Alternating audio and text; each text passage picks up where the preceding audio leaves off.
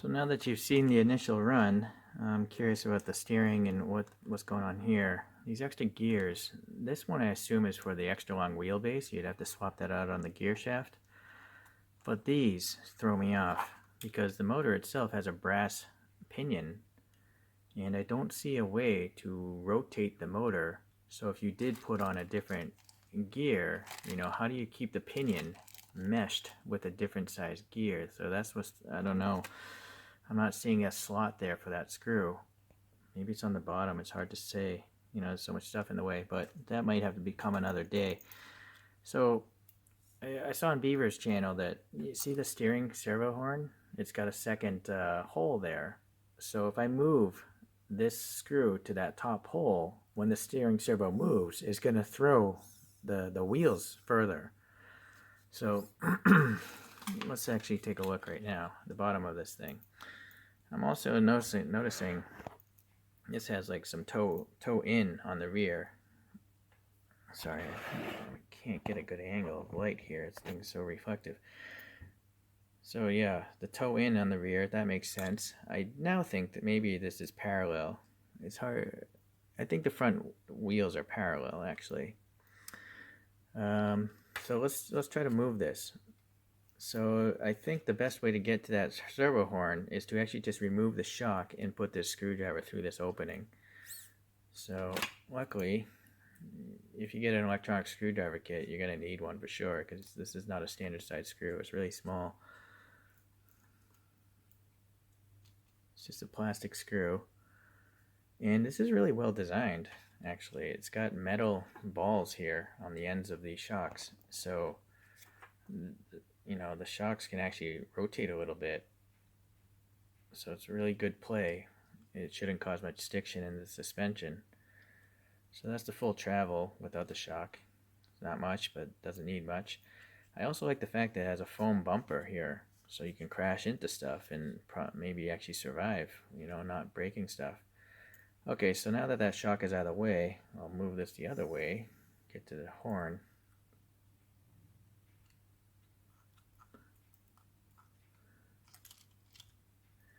Alright, I guess the screw's just going to stay in there.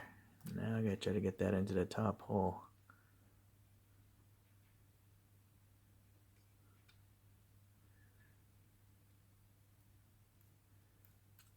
Oh, here's a problem. It's not threading into the top hole. Sorry, the focus is out, but see? It's not working. The screw is actually too small for that hole, which is kind of silly.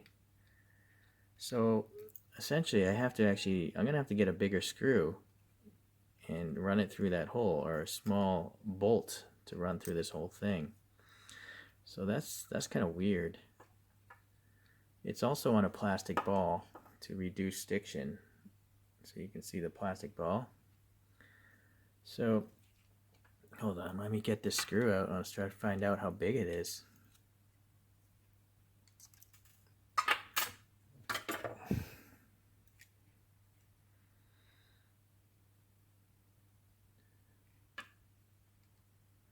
It's 1.36, so 1 millimeter bolt. I don't even know if such a thing exists. I think I have some 1.5 millimeter stuff here. Oh boy, there's another issue. Will this nut head collide with this black piece of plastic? See, it's going to collide there. So let me get this off here.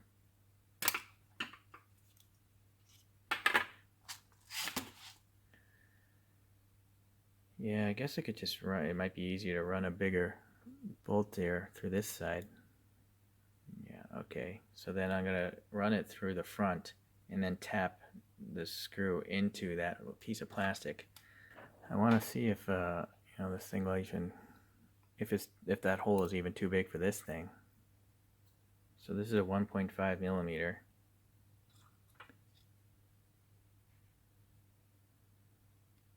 Well, it's not just sliding in there, so I think it can thread into that thing. So let's measure the length of this plastic here. So that's 4.75 plus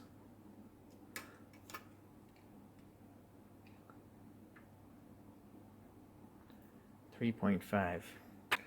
I should be able to do that in my head, but I'm lazy, so it's 8.25 that I have to cover in the thread.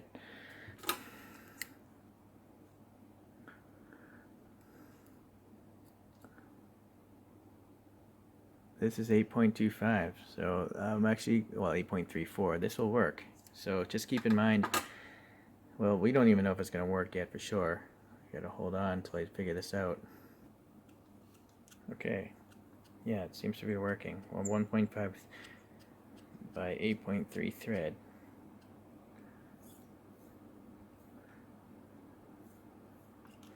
So yeah, it's not sticking out the other side, so the servo, is not going to collide with that black plastic right there, right? So I think I should be in good shape.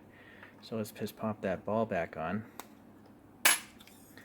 So now, look how much extra steering throw I have.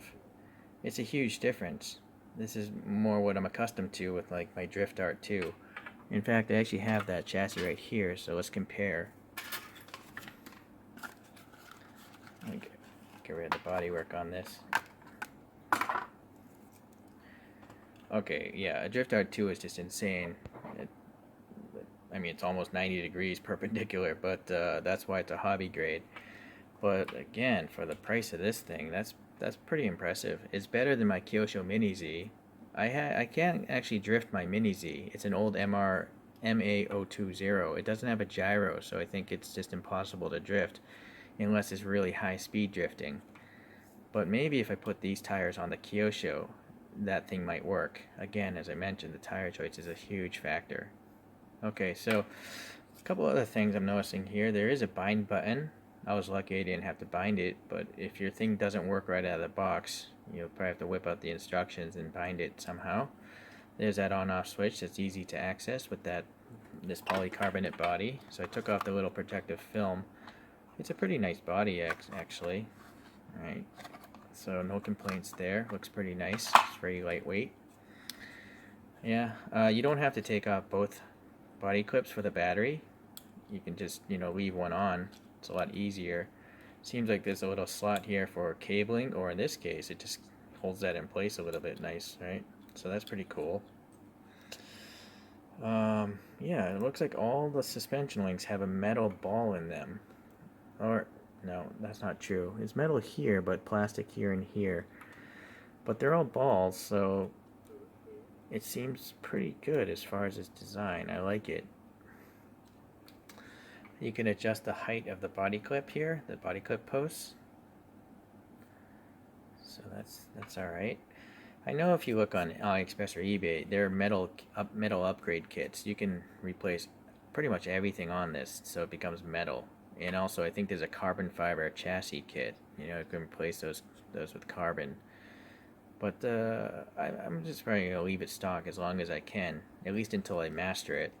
But I don't even think you'd get many performance benefits by switching over to those other parts, unless you crash a lot. Obviously, if you crash a lot, these plastic arms might eventually break. But since I'm running slow and indoors, I think this will probably be good just the way it is. What I'm noticing is there's no gyro. So just like my Kyosho, I don't know if this is going to be able to do very slow speed drifting. I think that's what allows rear wheel drive, things like this, to do slow speed drifting, because the gyro is literally catching it from spinning out.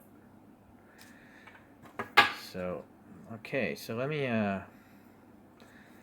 well, I guess we should, the instructions do say there's ball bearings in this thing, but let's just confirm. Oh, that's not a standard size head, not like a Mini Z head. Okay, so this was like a $10 kit off AliExpress as well, and it's got the little socket, so possibly it's a 4, where the regular Mini Zs are 4.5 millimeter hexes. Let me get this guy out. Okay, so just to let you guys know, this is a 4 millimeter.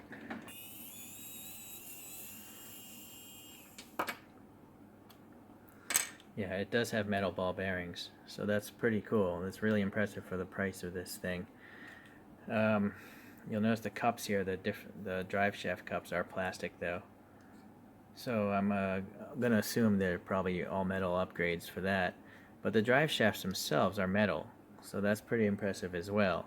You know, for this sort of price, I kind of would have expected it to possibly be plastic.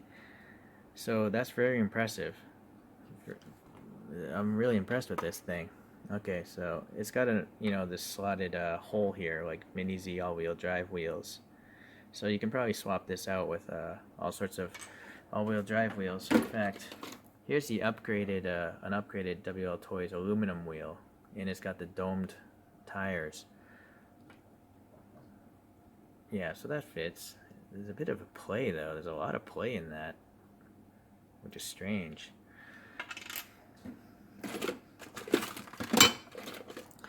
These are official Kyosho wheels. So let's see. Yeah, again, there's a whole lot of play in there. But I guess once you screw it down with the flange nut, then it'll stay in place, right? So that does bring up a topic. This is not a flange nut. It's just a regular nut. So there's not much traction against the surface of that thing. So okay, so I guess my first upgrade is going to happen already. It's the nuts for the wheels. So this stock nut here, I'm guessing it's an M2 thread. See, the nut itself was only 3.9 millimeters across, so only that much of the surface is touching the face of the wheel.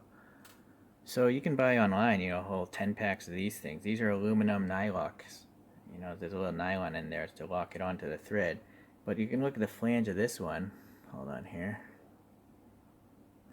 It's 5.75, this flange. So that's a whole lot more, you know, holding that wheel in place. So there, that's my upgrade. That's interesting. Now the stock tire, the slot is, there's no play, it seems. So I gotta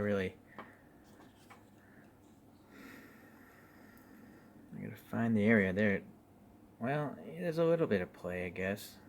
Maybe not. It might actually just be the axle spinning in there. But I'm more confident putting this on. I suppose it's a larger hex because it's made of aluminum, right? So that larger flange is now, you know, holding on that wheel a lot better, I think, than that tiny flange of that nut. So while we're at it, we might as well just look over this whole thing, right? Let's see. The shock towers here in the back are screwed in from the inside, so that's kind of weird. You know, accessing this screw is very difficult because this thing is in the way, right? How are you going to get a screwdriver into that screw? It's kind of strange. Very strange choice. Why wouldn't this be flipped around the other way and the screws are coming in from the outside? Yeah, I don't know the logic behind that. But this one, the screw head is visible. So it seems like the bottom of the shock mounts are metal. They have the metal balls, right? You can see the metal ball. But the top does not. The top, it's just running plastic balls. So that's interesting as well. Okay. What else do we see here? 3 screws holding that whole assembly on. It's a really thick plate, this chassis. I mean, I would think it's almost impossible to break something this thick. 1.4 millimeters. So top and bottom. So you could crash this full speed into something, and I'm pretty sure the chassis will never break. You'll break all these bulkheads before that. Okay, so the steering links, yeah, this is just all one molded piece of plastic, and then they're popped on. There's not even a screw. It's just a friction bubble, like friction ball popping on there. So that's interesting. It's an interesting way to save money, right? Less metal screws and stuff, but it works. Just a standard connector for the servo, I guess. So if you want to upgrade your servo, you can, but I don't see a need to right now. Yeah, I guess there's not much else to look at, really. And then we'll see how it drifts, with the main difference being this much improved amount of steering throw. You notice it doesn't collide with that shock either, so that's good. Okay, by the way, I didn't mention before, you can adjust the trim of the throttle and the steering through these buttons. The steering trims are up here.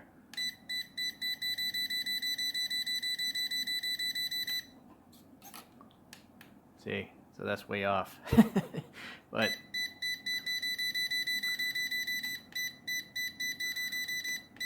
maybe maybe the other way. And so you get the idea.